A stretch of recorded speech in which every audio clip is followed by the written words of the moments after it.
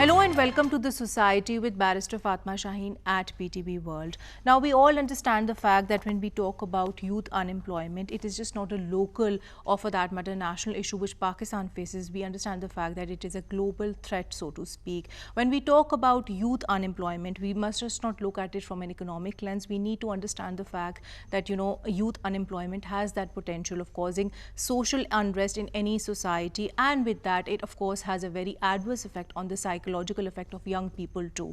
How does youth unemployment affect young people in Pakistan? What are its very, imminent causes when we talk about consequences? How do we see them changing over a period of time? And more so when we talk about fighting out youth unemployment in Pakistan, what all has the public and the private sector done in this regard? This and much more we'll be talking about in our today's show. And to do that, let me introduce you to my today's panel. My first panelist for the show today is Akbar Hussain Saab, who's the Head of Marketing and Communications, PSTF. Assalamu alaikum, sir, and welcome to the show.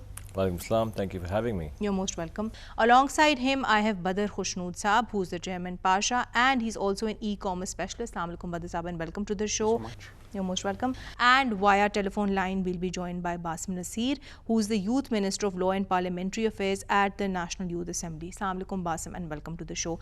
Walaikum Salam. Thank you for having me. You're most welcome.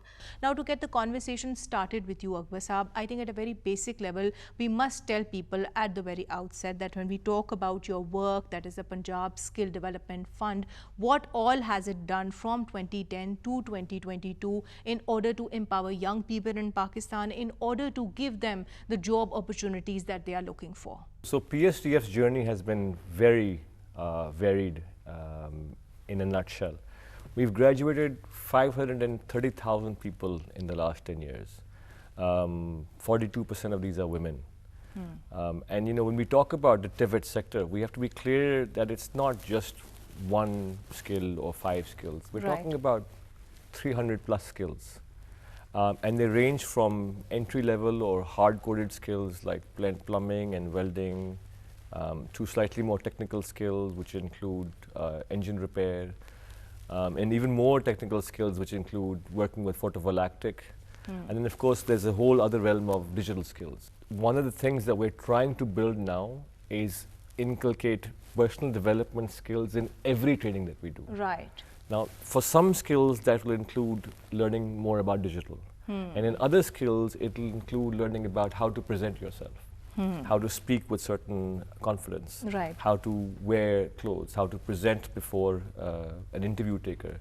Till date, this has not been part of the TVET skills space, but we're trying to build that in. It will also include the digital area. Right. And I understand that you have a variety of such programs because you do have your on-field ones, on-site ones rather, and those which are online. So, of course, that also gives people a variety to choose from, whatever is convenient for them, on which I'll come to you. So, I think we must also talk about basically the context of e-commerce, and that I know that you've been very dedicatedly working on. So, how do you feel the e-commerce, trends changing over a period of time, more so post-COVID? I think what we have seen post-COVID actually is that e-commerce has converted from a want to a need, both from a supply and a demand side. So even users want to get things delivered as convenience, and also especially during COVID they wanted to have some kind of hygiene and privacy level as well there. And pre-COVID it was actually more of a want. People were just trying. Now people really need it. And on the supply side, even merchants have now realized that it is the easiest way to collect data, be more scientific about it, and also have a direct-to-consumer engagement. Otherwise, they had to go through a sales channel. Now they have a direct-to-consumer interaction. So it has become a need both internationally and even in Pakistan. Actually, I think we are leapfrogging towards e-commerce, and especially with the new economy where we can see that the prices are rising and everything is becoming difficult. Right, but Saab, your point is noted, on which I'll come to you, Basim. I think your perspective for today's show is very important in that regard. And I think in this regard, we must take that, personal, fresh perspective from you, because we all understand the fact that, of course, where youth unemployment does have an economic toll on any country that it so affects, we also understand the fact that, it has that potential to cause, social unrest in any country. And more so, we've even seen, young people commit suicide on being unemployed. So as a young person, what do you feel are its more long-lasting or scarring effects on any individual who's unemployed? Absolutely, Fatma. This is devastating. When you talk about the suicides and the depression, the worst part to this is this has a direct impact on the economy because, I mean, if you are going through a depression or a national depression on a national level, and being a youngster yourself, this could this could not mend the national productivity and efficiency. And while talking about the economic depression or the unemployment or basically the effects of the unemployment on the youth are actually very vast. While if I talk about the role of National Youth Assembly and the youngsters of Pakistan, they have done a certain things for the same element you're talking about is Right. the youth of National Youth Assembly and obviously the youngsters of Pakistan demanded a youth quota in the parliament. The reason for that was to eliminate employment, and they also demanded a certain group of people who are actually psychologists to address all of the mental problems for the people from while on a free helpline to basically address the problems related to the economic. And I think this is something which is not new because we are generally, very familiar with this as a society because we have seen all these mental health helplines, being established during the COVID-19 pandemic. So I think that's a great initiative on which I'll come to you, Akbar Saab. I think we must also talk about this from a global perspective. According to this ILO report, the definition of unemployment is measured by 3 criteria, namely one, which is, a person who is without work, another person who is available for work, and then we have this third category which suggests that somebody who's seeking work. But when we talk about this problem practically, we understand that the dynamics change whether you're talking about a developed country or you're talking about a developing country. So how do you see this definition applying in our Pakistani culture, in our Pakistani society? I'm going to give you some facts and figures that are going to surprise some of our viewers today. We are sitting at the world's 6th largest population. We are 60% youth. We have about 45 million people who are youth, and about just 12 of them are employed. These are very, very large numbers. You have people who are from all 3 categories. People who are seeking work, people who have the skills but are unemployed, and people who are unavailable to work. Now, what the private sector should really be doing is understanding that there is a skills emergency. And there's ways to address that emergency, but it involves all stakeholders coming together. Right. That includes public-private partnerships, it includes the public, which means the government, and includes private partnerships as well. We are sitting at a point where if we don't address this very, very quickly, it's going to get out of hand. Of course. We've contributed to the ILO report, Ishkia, that you're talking about. And right now, we're trying to scramble on a national agenda for skills. In fact, we're presenting to Islamabad shortly around this. But we are quite certain that the place that we're at, the only place we can go forward is with the youth completely on board and understanding that skills is not just an alternative, it is an absolute way for future generations to have very viable livelihoods and very interesting lifestyles. Right, sir. And I think before that, I think we need to, at a very basic level, have our definitions clear because, there's this category which, has that tendency of causing a lot of confusion. Something which we were earlier talking about as well. I think, Badr Saab, you would perhaps want to comment on this further, that, there's this pool of unemployed people who are seeking work, but they don't get employment. And then, of course, that pool of people who are perhaps employed, but they don't get that, they are not the right person for the right job. Perhaps maybe because they are overqualified. How do you see, this problem being addressed? Because we are just not talking about problems, we are also talking about solutions. So Fatma, I think the important thing here is we need to understand that the economy and the world is changing and we need to unlearn and relearn as well. I think the concepts of long 4-year degrees and then a lifetime of employment at one place or position is now changing into a gig economy. Right. And people have to unlearn, relearn new skills, add and upskill themselves as well. Those who are not upskilling themselves are becoming redundant, whereas in the same organization, there are new positions being created, and in case they are open to relearning, they can upgrade themselves right there.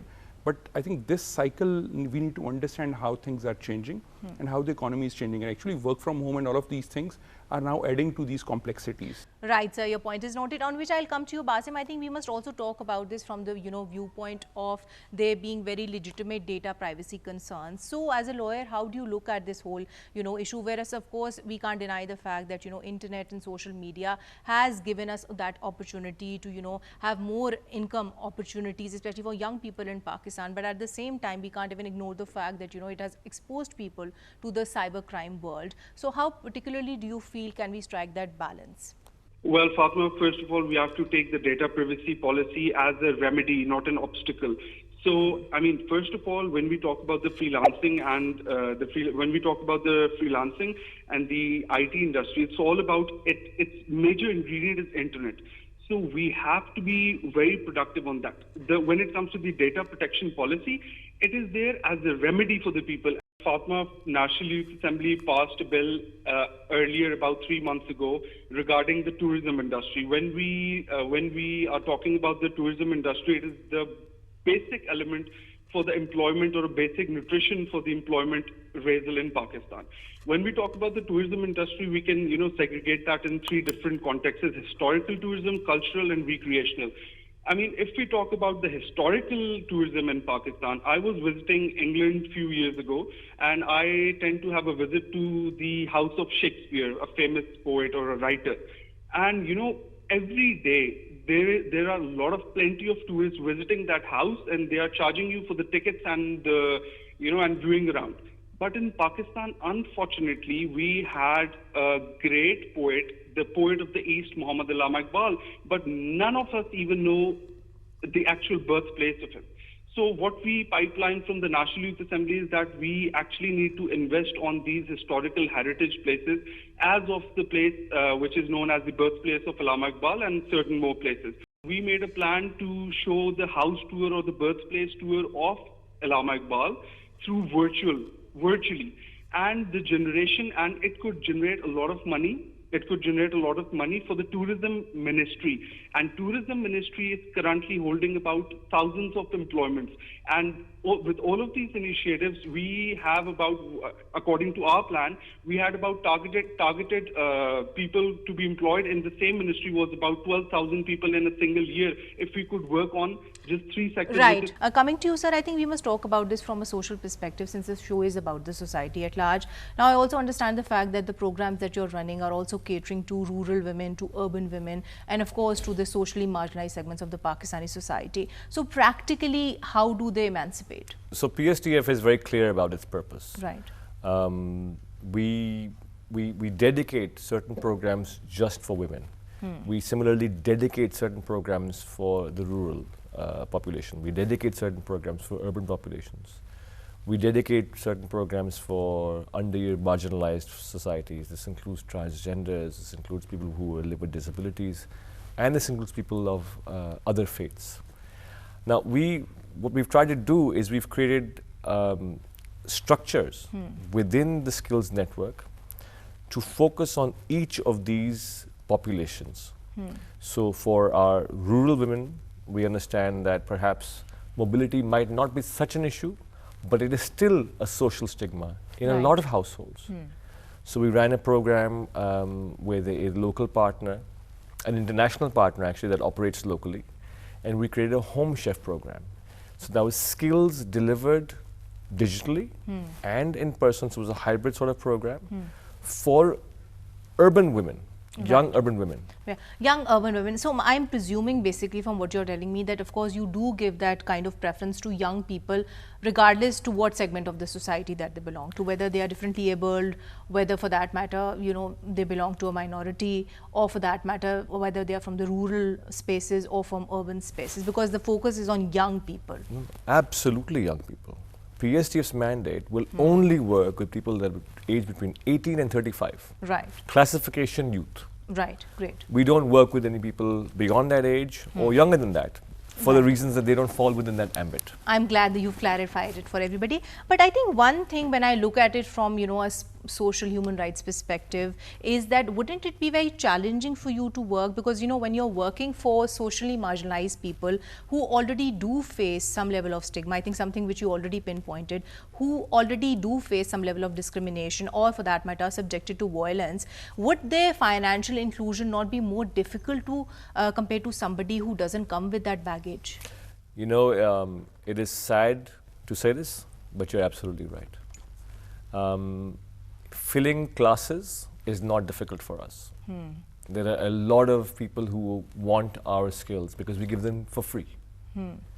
We would have thought, one would think, logic suggests, that if you take the same skill offer and take it to marginalized communities, you'd have people clamoring.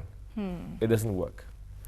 The stigma, the fear is very much embedded. Right. We have done programs for transgenders, but it was very difficult to get them in the door. Right. And a lot of times I see, at least from my own practical experience, that we as a society, we stereotype them. There are certain kind of jobs that they are given. That's especially right. When it comes to, I've done shows with minorities that, we would tell them to maybe sweep floors but not give them a high managerial position. So I think this is something which has to be addressed from a social perspective. Which is why, and I was saying this earlier in the show, and I want to echo what Badr was saying also, the advent, the philosophy, the thinking behind Tivit is that this is menial labor. It's blue collar work. And it's not necessarily true. I mean, skills is also digital skills. Right. Skills is also learning how to work with solar machinery. Skills is also learning how to program and code. So the skills space is very large. It's growing, multiplying. Right. Across the world in Germany, you get paid a lot of money and a lot of respect if you work for a car or an automobile factory. And that has got nothing to do, to do with the fact that, what kind of a socioeconomic status you have, what part of the society you belong to. So I think when we talk about this, we must look at the social perspective too, on which I'll come to you. I think we must also talk about the different initiatives that you have been taking in this regard, more so which are, very women-centric that way. So tell us more about them, that, why is it so important for us to, address this whole issue from a social lens, more so from a gender, equality lens too, because a lot of times we see that, women who can't go out to do jobs, they can do the same sitting at homes running their own businesses or enterprises. I think that's a very critical question and very important. So to put things into perspective, we need to understand we have right now, out of 220 million population, 110 million people are now connected to the internet. Right. And about 45 million people are now on social media from Pakistan. Right. So which means we have a reasonable tele-density or data connectivity across Pakistan. And this is actually good news for those who can't really, as you mentioned, who can't really go out or who are kind of constrained in some way, whether because of social taboos or otherwise. They can leverage the internet and start something of their own. The bare minimum they can do is start freelancing and work for others. Right. The good thing is most of them can do their own work. If they're into handicrafts or if they have any skill, they can start selling those skills or products online. And that's where e-commerce comes in. So what kind of businesses would you, kind of advise young people to get into, especially those who aren't that, literate, the basic level, just to get things going? I think what they can do is whatever skill they have in their proximity. So for example, if it's an area where blue pottery is popular, maybe South Punjab, whether it is an area where camel skin lamps are being manufactured, or it's an area where you have the khadi work or the or any skill set or any handicraft, I think converting those and creating channels for digital sales for those products is the easiest and the least resistance thing they can do online immediately, and then start selling and then creating communities around it. I think that's one of our important reasons why they need to do it, is because that's where a cross-border opportunity is. Right. They can't only sell within the country nationwide, so they have so what digital does is this brings them access to market. Right, so your point is noted. You wanted to add something to that? I wanted to add to what Badr was saying. It's important to understand that there are skills that you can sell, hard life skills, but there are digital skills that you can take forward also. Right. So if you can do a voiceover, or if you can do a PowerPoint presentation, those are sellable skills. Right? Even photography. Or photography. I mean, Pakistan is going to become, in the next 2 years, and Badr can double check this number, it's going to become the third largest exporter of online skills. China, India, Pakistan. Number 3 in the world. That's a huge market. Massive for So that our is something that we need to capitalize on. But I think what he meant to say was that, given their own circumstances, whatever is convenient in that regard, basically. There was we did a program just at the end last year called the Amazon VA program. We took 100 rural women and the only requirement was that you needed to have 8th pass English. And these women are sitting all across Punjab, 36 districts, 100 women earning 70, 80,000 rupees a month from the comfort of their home.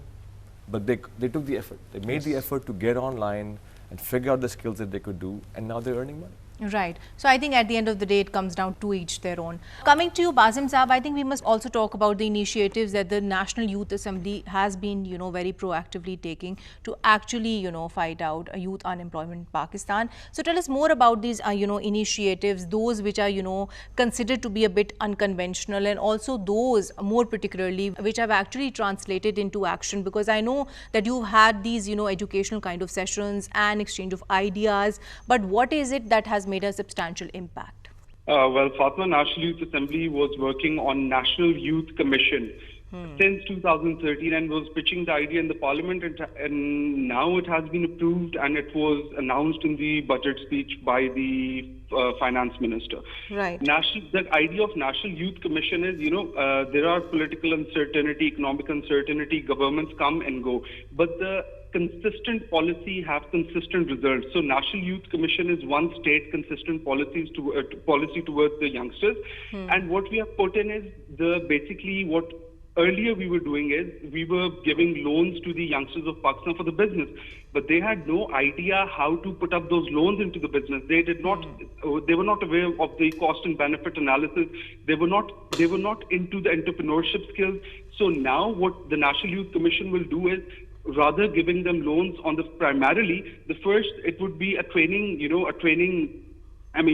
would be a training of 3 months for the youngsters who are actually part of that National Youth Commission regarding the entrepreneurship and the areas which are not being addressed and which needs more research and development for them to create jobs and employment with their own businesses and startups. And I think one question which is very relevant here, something which I posed to the earlier panelists as well, that when we talk about inclusion, I think it should be inclusion of all young people out there, not only those who have access to the National Youth Assembly or those who are part of it. So when it comes to, the marginalized sections of the society, what all has the National Youth Assembly done to improve the access of maybe perhaps, differently abled young persons so as to seek employment? Right. So I'll give you an example. The National Youth Assembly chapter, which works in Waziristan. And Waziristan used to be a nightmare for the people. And now we had worked with certain institutions and we had a policy in Waziristan regarding the dry fruit processing zones. And now the dry fruit processing zones, there is a processing areas for walnuts and pine nuts in Waziristan, generating about $1.1 billion annually, and it has generated about the largest employment rate in any sector working in Waziristan. So this was one initiative which was taken in Waziristan. Right. But overall, if you were to evaluate the whole system, how do you look at it, Basim? Because, there are so many things, there are so many gaps which do exist. There's a lot of work that needs to be still done, be it in terms of laws, be it in terms of policy, be it in terms of, even our societal attitudes at the end of the day, how we do perceive youth unemployment. So what are the issues, if you were to wrap it up, that need to be addressed, and how particularly do you feel as a young person in Pakistan can we do just that? Fatma, there are a lot of things to be done, but primarily I would say we need to bridge the gap between the primary sector, the secondary sector and the tertiary sector. I mean, the cottage industry of Pakistan, which is making carpets, embroidery, jewelry and woodworks. I mean, what my point is, a lady making a carpet in Khyber Pakhtunkhwa should have an access to sell all of those with any kind of a brand, which is a brand of a tertiary sector in the market, number one. Number two, we have to create an ease of doing business space for ease of doing business, which is one thing in Pakistan. Unfortunately, some financial institutions create messes for the startups. And even to cope up with that, the state of Pakistan, the government of Pakistan has come up with great ideas, one of which is the Federal Tax Ombudsman. So the Ombudsman is working free of cost. They take all of your complaints and they act on those complaints within 41 days. I mean, they have their final verdict in 41 days regarding any kind of financial harassment from any institution which is an institute related to the monetary values of the finance. So this is one great initiative. Right, Basim, your point is noted, on which I'll come to you, Akbar Sahab, and coming towards the conclusion of the show. I think a very important thing which we must address before we conclude today's show is the fact that, we are talking about youth unemployment and, how particularly can we fight it out. But I think a very important thing which does stem from this is that, once you get somebody a job or help them get a job, train them to actually acquire one, you have to ensure that they also have the requisite skills so as to sustain it for the rest of their lives. So how does the nature of your work, how does the scope of your work extend to do that? Excellent. So, skill building is not a one-time thing. It's lifelong. I myself am learning new skills all the time. And so the concept that we need to understand is RUN. So you're either reskilling, upskilling, or new skilling. Right. Almost all the time. So if someone is 18 or 19, you're giving them skills for the first time in their life, that'll take them for the next 5, 7, 10 years perhaps. Right. But what if they take a job break, or they can't work any longer, or that industry becomes deficient? Obsolete maybe. Obsolete. There is a process where you can upskill yourself. Or you can reskill in something brand new. And sir, here, if I may just add, I think the education system has a very important role to play at the end of the day, because I think you're improving the quality of education, you're also improving the access to education, and then of course expecting that, people get the right job, with regards to the qualification they have. I think this all falls into one vicious cycle. Well, the thing is that, we work with the industry to develop what jobs need training for. So we're supposed to look 5, 10 years in the future. We have historically not been very good at that in Pakistan. We're always sort of running after the fish instead of looking proactively. So now we're working to develop skills that Pakistan will need in the next 15 years. There's a lot of jobs that will become obsolete.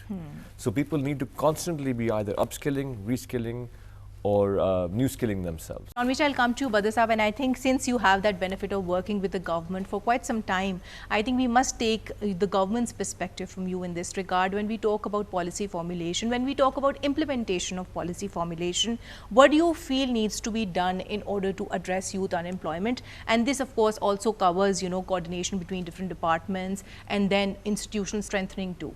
I think this is probably $1 million question right now.